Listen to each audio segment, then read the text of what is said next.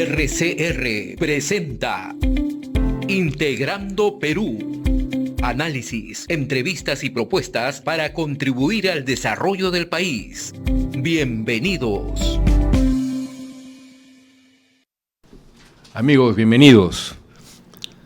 Una semana muy movida por el problema de lo que ha desatado las decisiones últimas del presidente de los Estados Unidos, Donald Trump.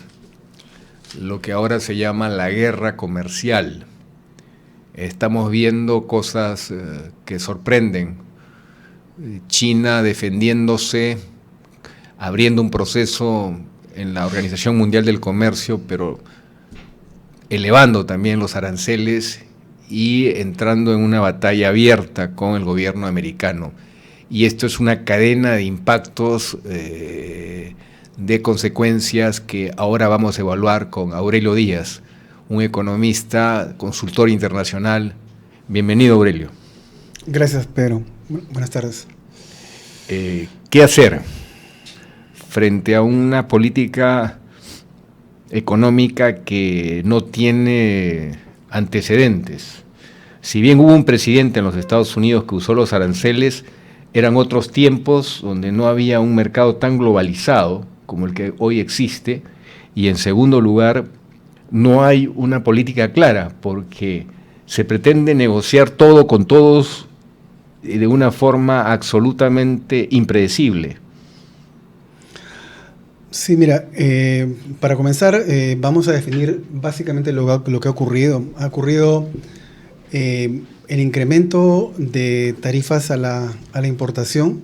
En la práctica, lo que provoca esto es que la mayoría de los productos importados que vienen de Europa, Asia, etcétera, entran a Estados Unidos con un incremento de precio. En realidad, lo que está pasando es que estoy encareciendo el costo promedio ponderado de los artículos que compra cualquier persona en los Estados Unidos. El problema es que la decisión que se ha tomado en la práctica genera un impacto muy complicado y que es difícil de medir en el corto plazo. ¿Cuál es ese impacto? Todos los productos que ingresan o buena parte de los insumos que ingresan para fabricar otros productos en los Estados Unidos van a venir con un precio incrementado. Ese nuevo precio va a incrementar el precio final del consumidor. Lo que pasa es que las personas tienen en realidad un presupuesto determinado para gastar, y como enfrentan un precio mayor, en realidad lo que va a ocurrir es que van a tener que comprar una menor cantidad de lo que compraban antes. Cuando comienzan a ver ese problema, lo que pasa es que las compañías van a ver decaer su volumen de ventas porque van a vender menos. Entonces, si van a vender menos, lo que en la práctica va a ocurrir es que van a debilitar sus planes de inversión, porque en verdad van a vender menos. Y si van a debilitar sus planes de inversión, lo que en la práctica va a ocurrir es que van a tener que contratar menos personas. Entonces, al final de la historia, lo que en verdad va a ocurrir es que vas a provocar una disminución del empleo en los Estados Unidos, para comenzar, ¿no? Pero fijémonos primero cuál es la lógica de hacer esto. ¿Cuál es el propósito inicial del presidente de introducir el tema de los aranceles a nivel global? Esto nace a partir de la verificación que Estados Unidos ha enfrentado aranceles altos en otros países o medianos y que ha perdido una cantidad importante de empresas que ya no están en Estados Unidos, sino están localizadas fuera de los Estados Unidos. El detalle es que esa es una evidencia.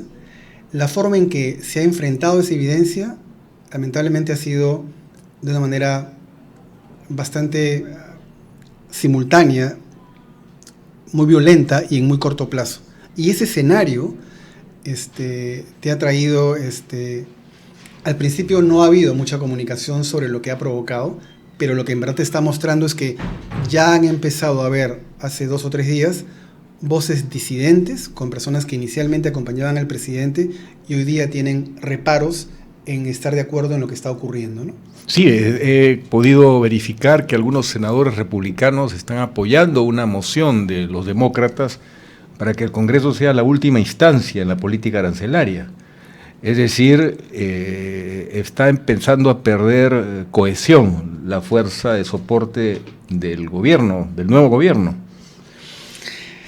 No solamente es a nivel de otorgarle mayores o recuperar algunos poderes del legislativo en términos de la política arancelaria, sino otros en realidad con una perspectiva un poco más política, como por ejemplo el congresista Ted Cruz, está preocupado claramente por lo que podrían ser los resultados de las midterms el próximo año 2026, cuando si esta política no funciona muy bien, el costo político de no tener en realidad una mayoría en las cámaras puede ser cobrado el próximo año. Entonces, ojo, este es un escenario donde si bien hoy día tienes un apoyo relativamente importante, este se puede deteriorar si lo que ocurre después es una desaceleración de la economía y una recesión. De hecho, hace 2 días, JP Morgan ha salido a mencionar que existe un 60% de probabilidades que Estados Unidos entre en recesión. Goldman Sachs, el día de hoy, en un reporte publicado por Bloomberg, dice que él considera que hay un 45% de posibilidades que Estados Unidos entre en recesión. Entonces, si eso ocurre ligeramente, eso va a tener un impacto no solamente a nivel del consumidor en los Estados Unidos, sino va a tener un impacto alrededor de las capacidades de compra de Estados Unidos sobre el resto del mundo. Entonces hay temas que van a golpear, que van a reverberar en otros países, ¿no? Un poco para poner en contexto lo que está ocurriendo, me parece muy útil que se pueda comprender, digamos, qué cosa es lo que está planteando el presidente. El presidente está planteando básicamente que la gente acepte cierto sacrificio hoy a cambio de mayores empleos en el futuro, ¿correcto? Pero si lo miras nuevamente, te das cuenta de que quien paga el sacrificio, básicamente, o sea, es complicado decirle a la clase media en los Estados Unidos, a las personas más, digamos, menos favorecidas en Estados Unidos, que su tostadora, que su refrigeradora, que su televisor, a que sus productos vegetales van a costar 20, 30, 40% más. Y que ese es el costo básicamente de traer más empleo y que más fábricas vayan del mundo, de otras partes del mundo a los Estados Unidos.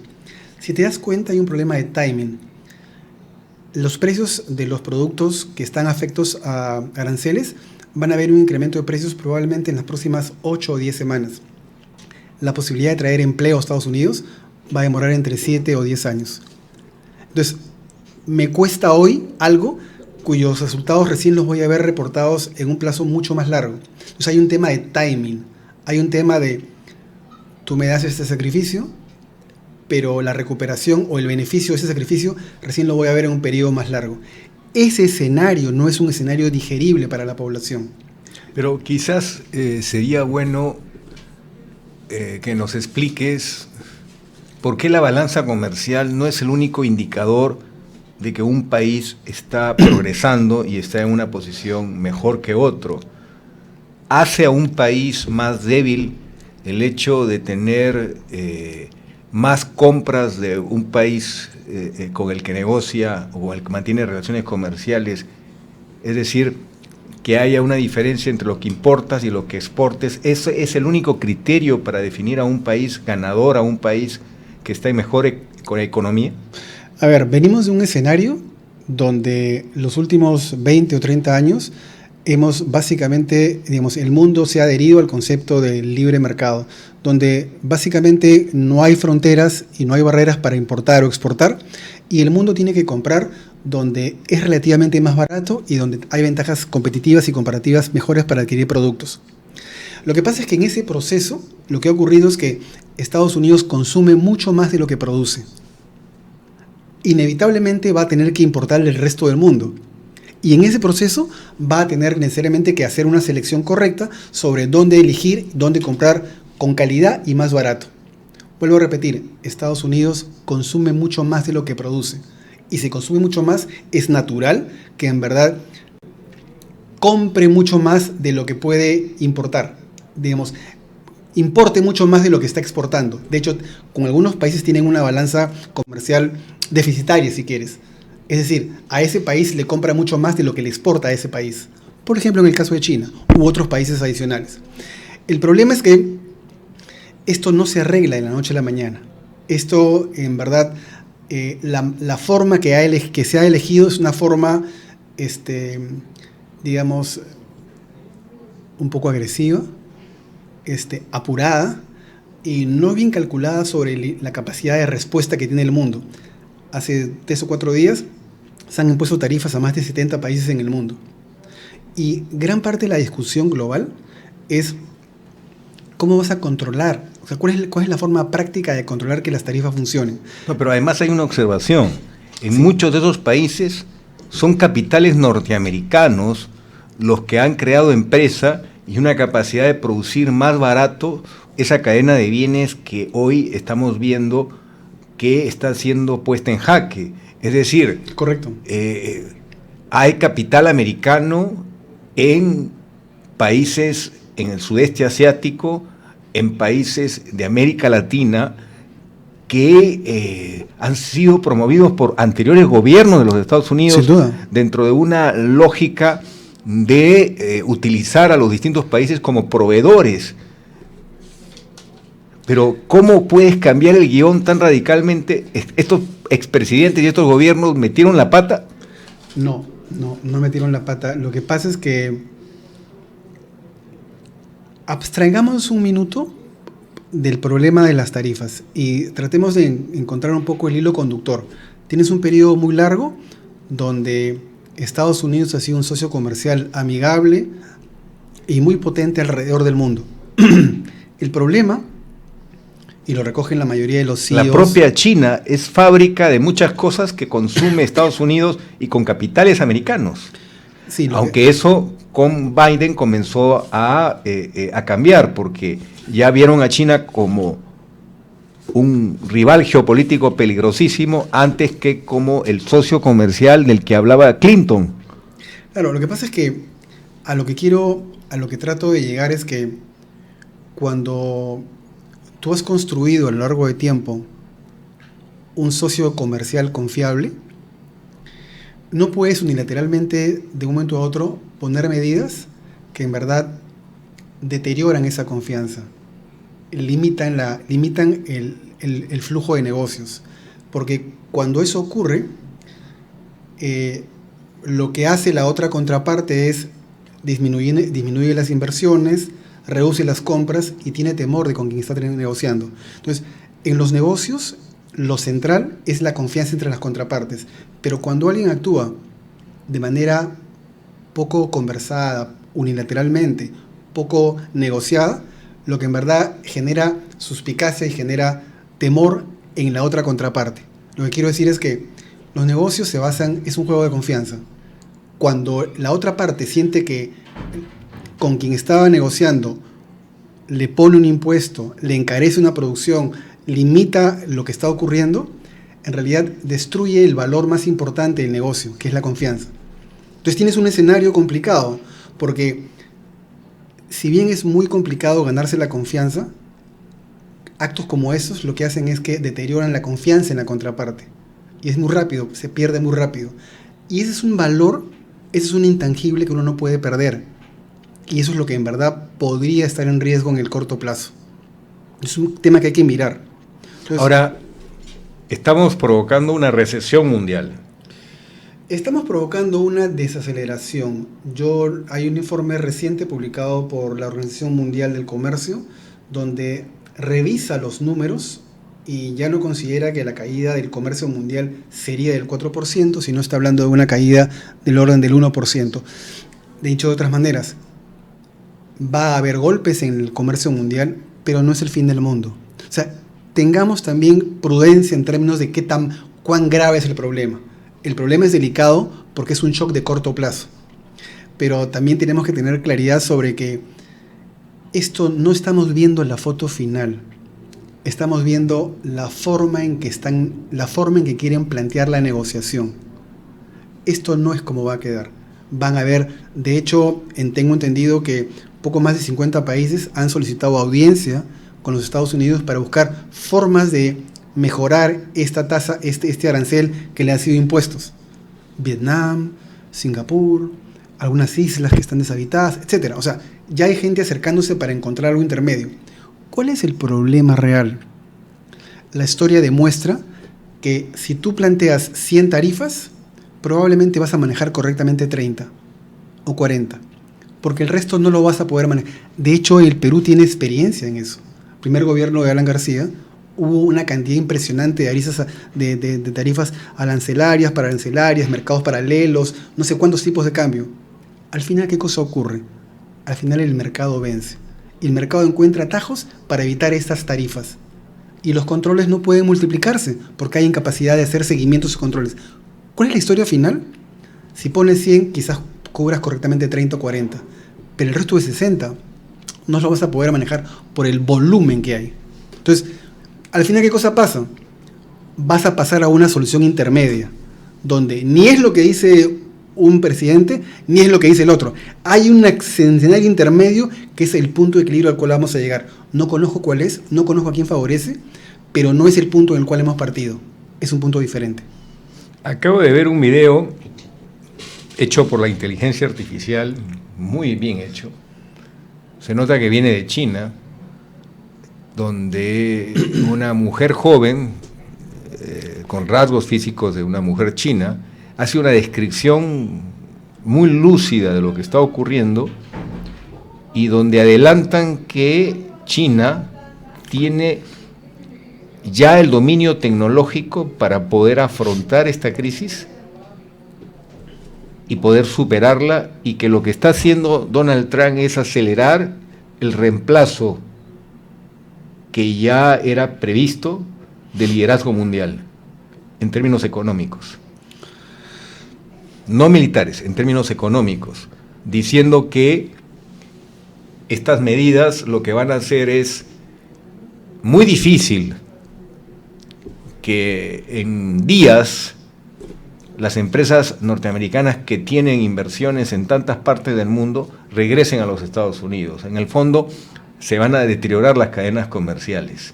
Solo China puede encabezar una capacidad de resiliencia con dominio tecnológico que sorprende, como el caso de últimos productos que hemos visto y que han sorprendido porque han alcanzado y han superado en algunas formas tecnología de los Estados Unidos. Entonces, ¿esta es una posibilidad firme?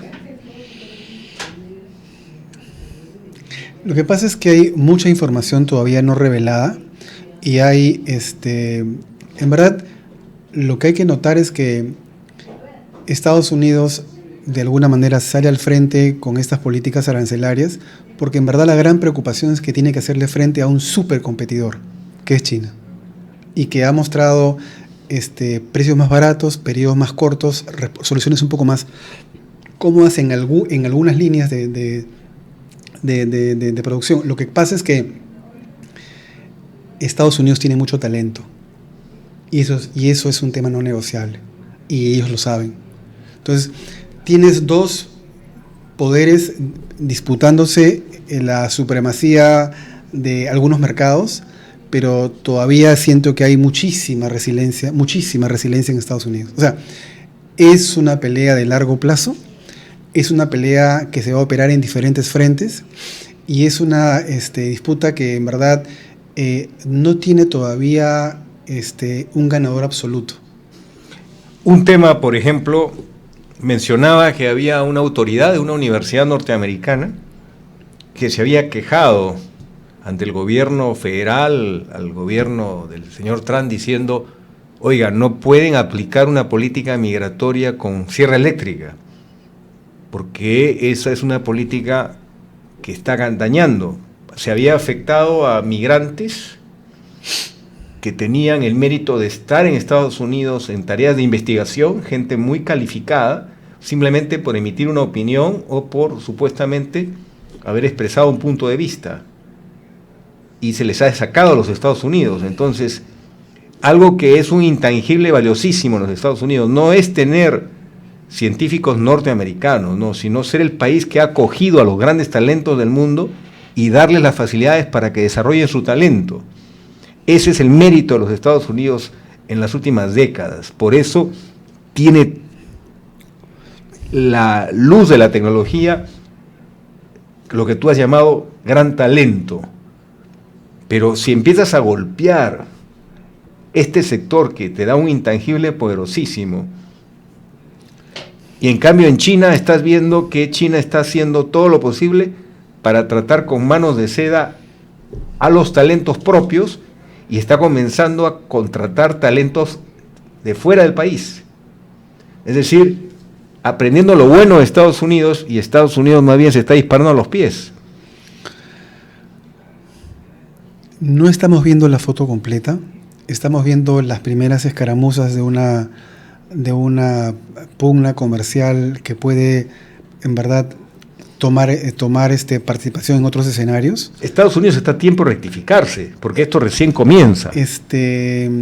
Sí, lo que yo siento es que pareciera que un jugador está interesado en definir las reglas de juego y otros jugadores importantes no están dispuestos a jugar con esas reglas de juego. Entonces, en realidad, estamos en un periodo donde estamos en un momento de negociación, porque no siento que lo que estamos viendo sea, como mencioné hace un minuto, la foto final. En verdad lo que estamos viendo es, ambos muestran sus armas, pero en realidad sí hay voluntad de ambas partes de llegar a algún tipo de acuerdo, porque saben que la posición de ambos no es sostenible. Otro tema importante es que quiero que notes que la posición no es sostenible, porque con los niveles que tienen, lo que en verdad van a producir en el corto plazo, antes de 6 meses, sería recesión. Tú no puedes incrementar productos que impacten en el precio final, que produzcan el doble, o sea, que sean 2 veces más caros que lo que son hoy. Porque en verdad todos se van a afectar. Se afecta el consumo privado, las decisiones de inversión, el planeamiento de las operaciones, el dinero que tiene la gente para poder invertir, el objetivo de poder contratar personas. Tú no contratas si no vas a vender, y no vas a vender si los productos valen el doble. O sea, este es un tema en realidad que tiene que ser renegociado y replanteado. Lo que uno espera en realidad desde el punto de vista del observador, que es básicamente lo que nosotros podemos aspirar, es que haya un poquito más de cordura, que haya un poquito más de pausa. De hecho, el día de ayer un inversionista muy importante, Bill Ackman, sugirió al presidente que por favor se tomara 90 días de pausa de la aplicación de las tarifas para poder abrir puertas a la negociación. Pero no está escuchando. El presidente respondió que no. Hasta ahora, el único país que ha conseguido cierta limitada flexibilidad es un país gobernado por una mujer, que es México. México ha conseguido algo, Canadá ha conseguido algo, Vietnam acaba de conseguir algo. Lo que te quiero decir es que la decisión de acabar con el multilateralismo, lo que en verdad está ocurriendo es que en lugar de tener un acuerdo común con un grupo de países, lo que está pasando es que está provocando de que Estados Unidos tenga acuerdos individuales con diferentes países. Mira, si fueran 10 países, pero son más de 70 los que son relativamente importantes. Entonces, pero estamos hablando de un escenario... ¿Para qué existe un tratado de libre comercio entre Canadá, Estados Unidos y México si no es respetado? ¿Para qué existe la Organización Mundial del Comercio si no es respetada? ¿Para qué existe? Durante años hemos conocido que el tener la Green Card en los Estados Unidos era un signo de estatus y de logro para cualquier migrante. Hoy la Green Card se ha devaluado por la falta total de respeto a procedimientos aprobados por gobiernos anteriores que han sido derogados con decretos del presidente. Claro, lo que pasa es que estamos entrando a un tema ideológico, no a un tema económico.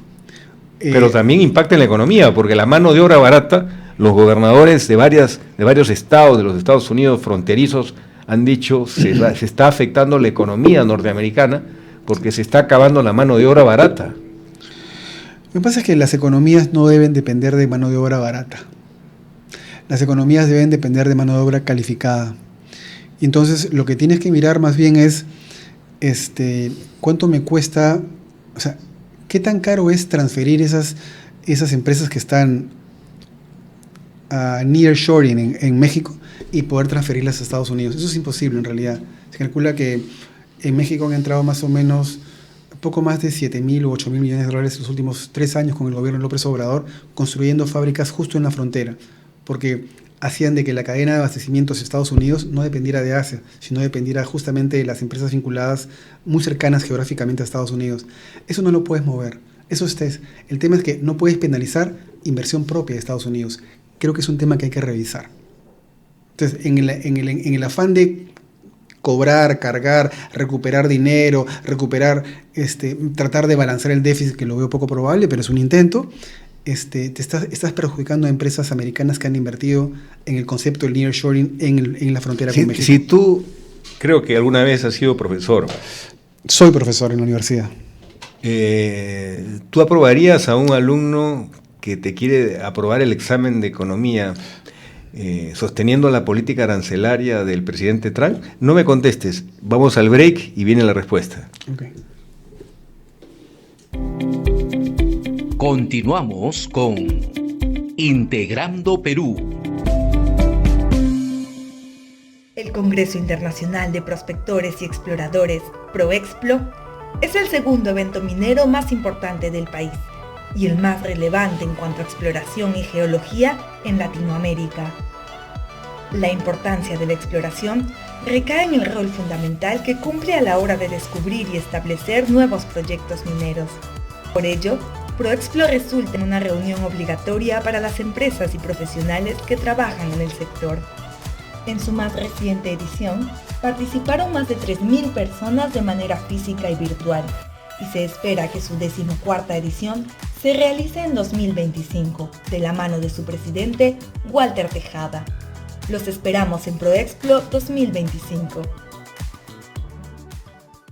En momentos críticos para nuestro país, problemas serios de seguridad, fuga de talentos, políticos en los que no creemos porque nos mienten y nos mienten, es necesario un momento de reflexión. Es necesario que no solamente lo emocional defina un voto en el que se juega nuestro país y nuestro destino. Es importante estar informados. Por eso aquí está Integrando Perú. Somos el país de todas las sangres. Eso nos puede hacer exitosos y muy especiales en el mundo. Ya lo hemos visto con la gastronomía, pero hay que hacerlo en todo, en el deporte, en la manera de transformar las estructuras del país para que haya oportunidad para todos. Tenemos que aceptarnos que en la mistura del Perú está su futuro. Los esperamos todos los miércoles a las 8 de la noche y si no pudieron por X razones, en cualquier momento pueden entrar a internet y ver el programa y ser parte de Integrando Perú. Maestra, maestro, los Demi Hoteles esperan por ti. Disfruta de los 9 hoteles y 3 centros recreacionales en todo el Perú. Consulta por nuestras promociones exclusivas.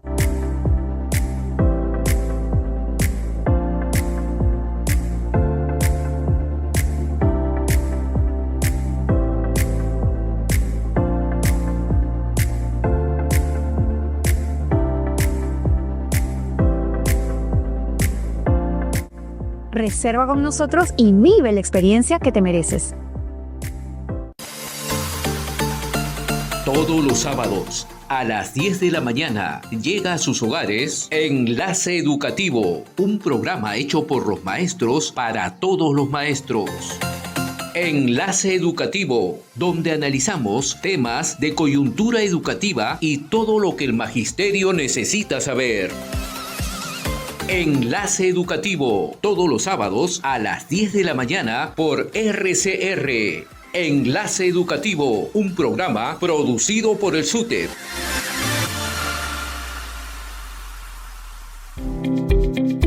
Continuamos con Integrando Perú.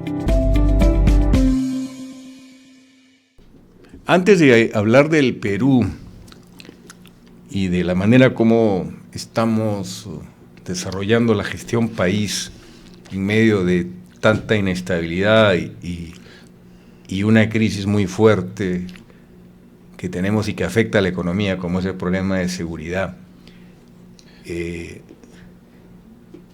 China no está mostrando nerviosismo. China está más bien en una posición firme de defensa de las reglas del libre mercado.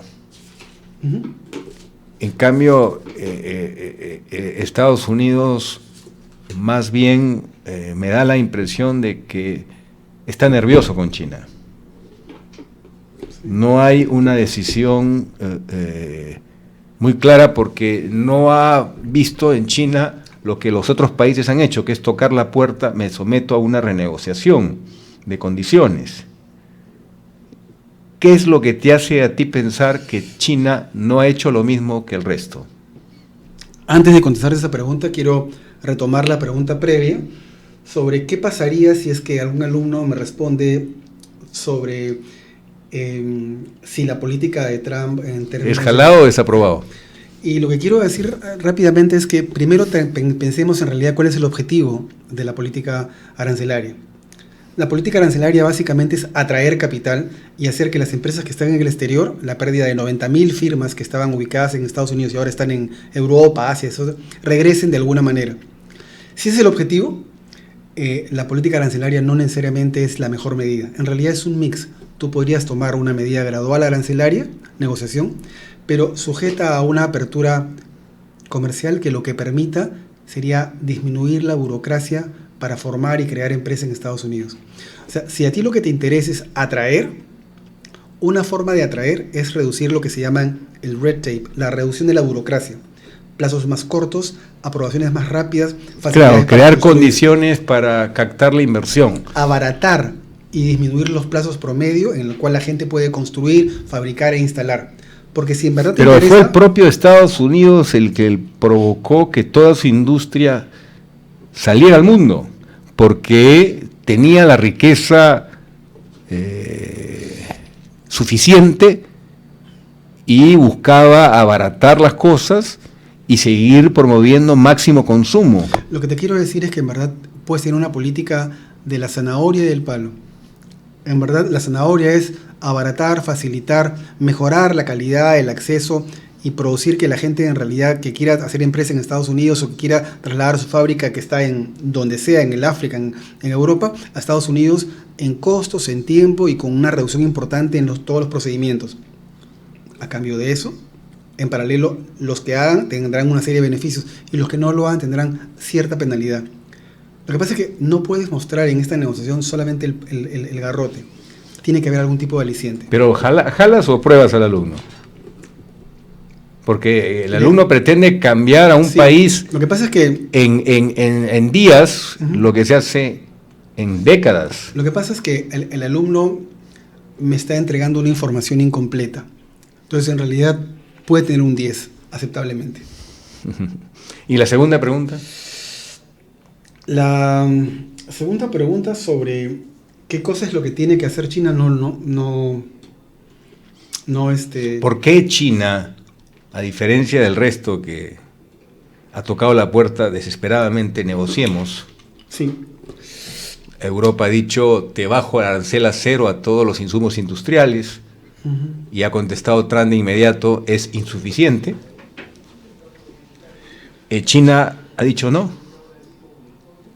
Tú me subes los aranceles, yo te los duplico. Y encima te aplico una restricción a la provisión de tierras raras, con lo que te complico la fabricación de insumos importantes para la industria militar. Lo que pasa es que si tú te das cuenta, lo que está ocurriendo es que todavía... Y de alta tecnología. Lo que está ocurriendo todavía es que ninguno de los dos ha mostrado todas sus armas. Por ejemplo, estamos viendo solamente armas que están vinculadas con precios. Uno sube el arancel acá, otro lo iguala, uno incrementa el arancel, otro lo va a pensar en... Lo que pasa es que esa no es la única forma de negociar. Por ejemplo, en el futuro podríamos ver no incrementos aranceles, sino medidas pararancelarias. Por ejemplo, puedo prohibir que tal empresa de los Estados Unidos ingrese al mercado chino, o puedo prohibir que tal rubro sea solamente de estricto control de empresas europeas o empresas chinas. No es, todavía existe un set importante de herramientas o elementos que pueden estar en juego. Las tarifas no es lo único que se está jugando. Estamos viendo solamente la puntita del iceberg. Todavía hay partes que no estamos viendo y que van a ser partes de la negociación, de todas maneras. Porque si no, en realidad podríamos subir ilimitadamente. Tú subes 30, yo subo 30, él sube 50, yo subo 50. El problema no es ese, el problema es que llega un punto en el cual todos perdemos. Es inefectivo lo que está ocurriendo. Entonces, en realidad aparecen otras medidas. ¿Perú puede ganar algo en este río revuelto? Sin ninguna duda. Es una oportunidad bien importante para el Perú. Ahora, hay quienes dicen que el Ministerio... Te voy a dar solamente un ejemplo concreto. Hay algunos productos, la parte de la industria está clarísimo, pero hay en realidad sectores textiles en el Perú que pueden verse beneficiados y puedan exportar directamente a Estados Unidos, no tomando el arancel que en verdad de los productos importados que vienen de China o de Europa. O sea, hay zonas que se han generado como una oportunidad y el tema concreto es entender cómo aprovechar la coyuntura. Básicamente, con el mismo asset allocation que existe, con la misma distribución de recursos que hay. No hay que hacer mucha inversión, hay que redirigir la inversión. Hay que dirigir la atención de nuestro Gamarra, de nuestras fábricas en el norte, básicamente a un comprador que no quiere pagar precio China, sino que está dispuesto a pagar precio Perú. Eso es importante, ¿eh? Hay una ventana para Perú. Pero digamos que el mercado peruano tiene esa oportunidad, pero el Ministerio de Economía y Finanzas de los últimos años ha perdido peso. Ya no es el ministerio que hacía contrapeso contra el señor Alan García, por ejemplo, que respetaba mucho a su ministro de Economía por la experiencia de su primer gobierno.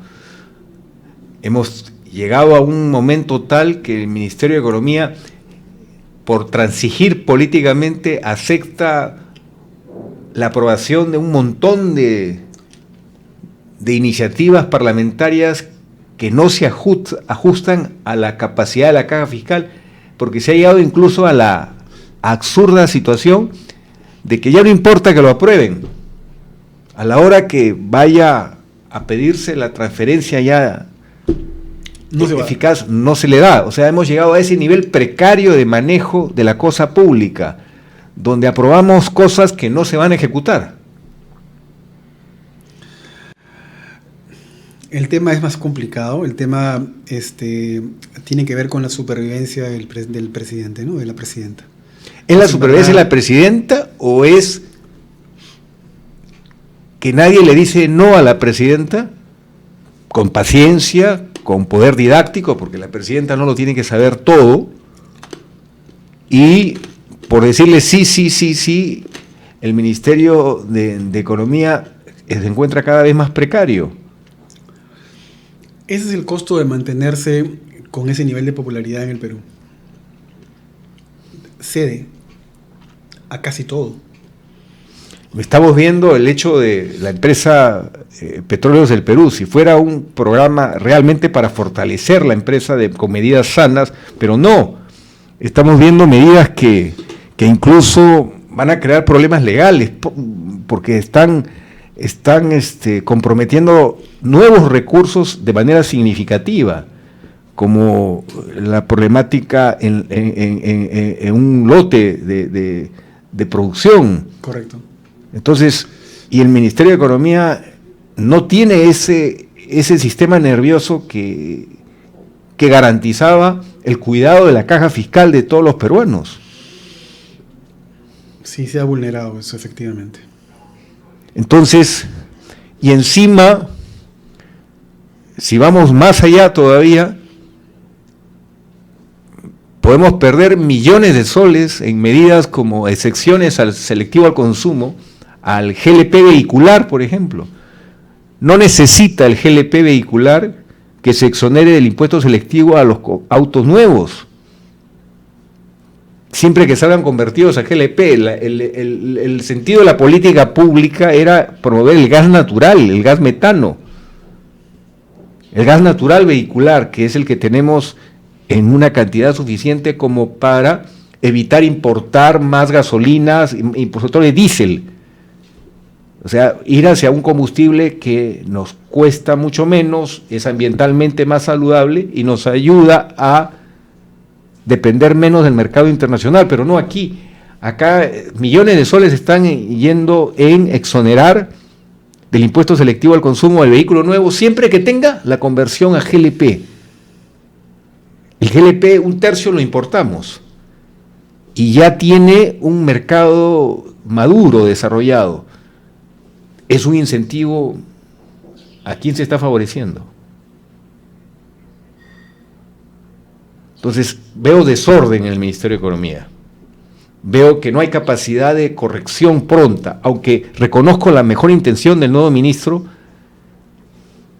que espero que logre recuperar la fuerza que economía necesita tener para aprovechar crisis y tener capacidad de planeamiento estratégico para que el Perú salga airoso de contiendas como la que vemos hoy en el mundo.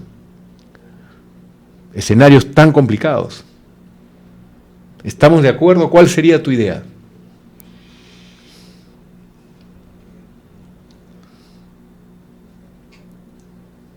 El Ejecutivo es un rehén de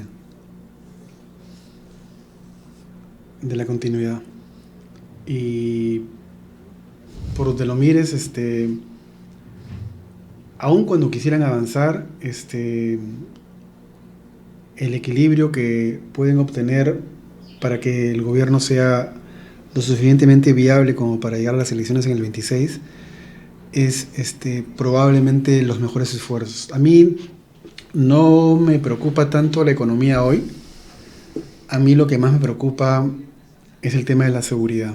La economía se pierde sin seguridad. Y la vida de la gente se pierde sin seguridad. Lo que pasa es que el soporte, lo que en verdad el tejido social y lo que permite mantener relaciones comerciales se está deteriorando de una forma muy rápida, y en verdad lo que está provocando es que está generando bolsones de pobreza en zonas que eran muy muy productivas.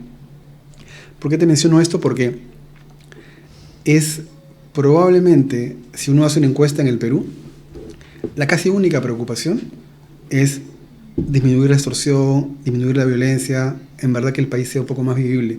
Porque si no tienes ese escenario, no importa que tu inflación sea de un dígito, hace 28 años, no importa que el tipo de cambio sea estable, cuando en realidad la gente tiene temor de continuar haciendo negocio o en verdad salir por la mañana a trabajar.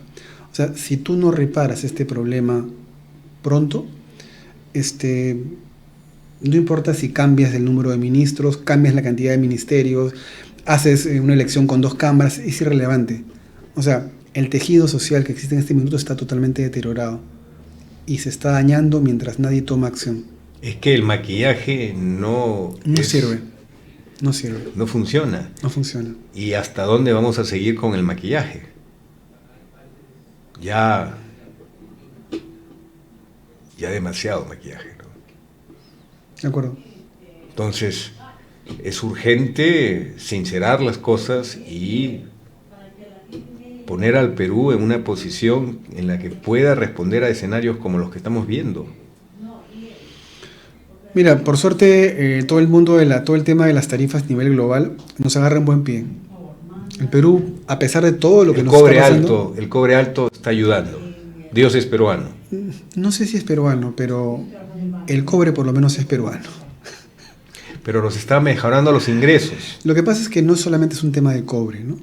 En verdad, los términos... El oro también. El oro que producimos de manera ilegal en una magnitud que está poniendo en jaque la gobernabilidad del país también. Los términos de intercambio que tiene Perú no los ha tenido en los últimos 20, 25 años. ¿Qué quiere decir? Que a Perú le cuesta mucho más barato comprar cualquier cosa, básicamente debido a que tiene precios internacionales mucho más favorables.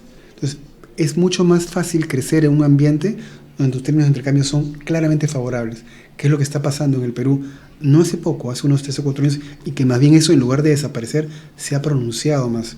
O sea, es muy fácil que el Perú este año crezca 4%. O sea, no hay que hacer mucho esfuerzo. Pero es por que estamos haciendo una revolución de la competitividad interna o por un hecho circunstancial.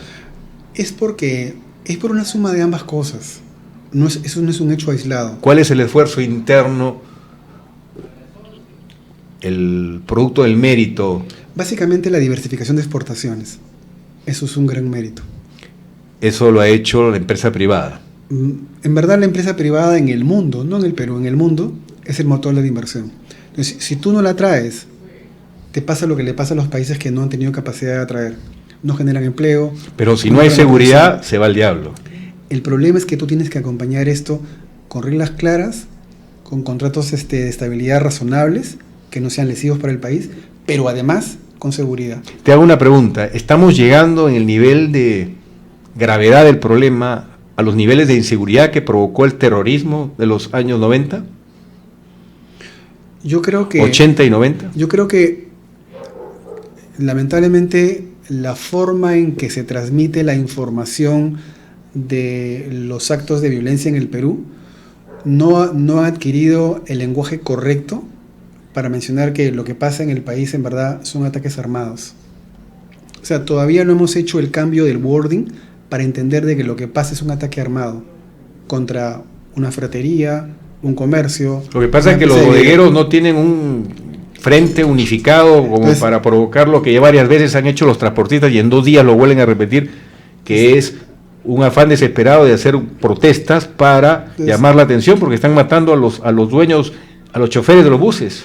Sin duda, lo que quiero decirte es que no hemos tomado conciencia de la gravedad del problema porque todavía pensamos que está lejos de Lima y no está lejos de Lima en absoluto, está casi en todo el país. Entonces, ojo con lo que está ocurriendo. O sea, tenemos que tomarlo no como algo episódico, que son los primeros 15 minutos de un noticiero, sino con un enfoque mucho más grave, mucho más profundo, mucho más profesional de cómo lo atacamos.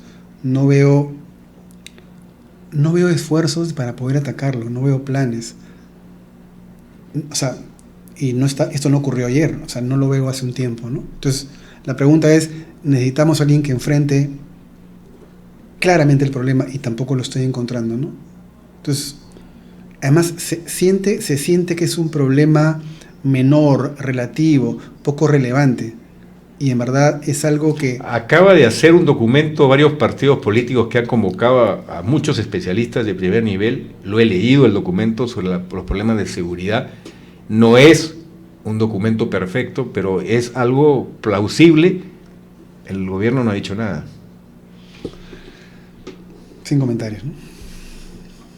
Bueno, amigos, es duro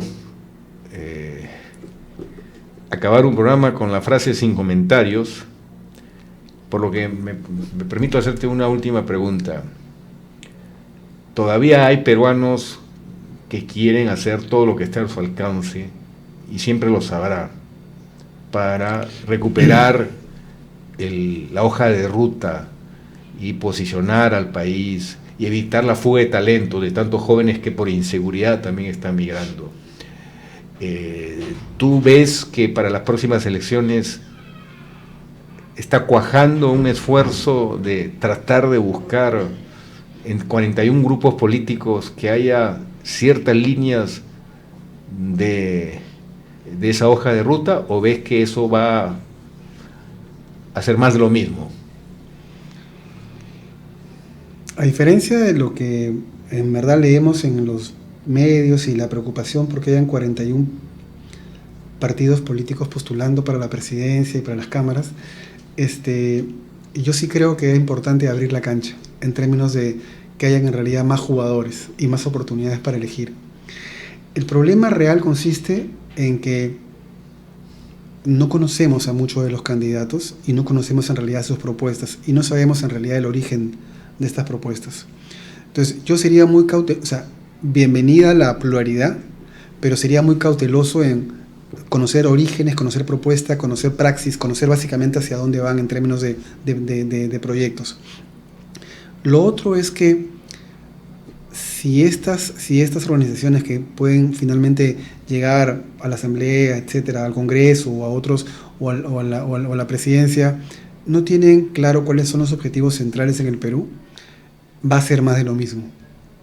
Y el objetivo casi unánime, y está en todas las encuestas y está en las calles, es: tiene que parar la violencia de alguna manera. Gracias, Aurelio. Amigos, estamos pronto viéndonos. Muchas gracias. Gracias. Hemos presentado Integrando Perú. Retornamos en nuestra próxima edición con más entrevistas y el análisis para contribuir al desarrollo de nuestro país.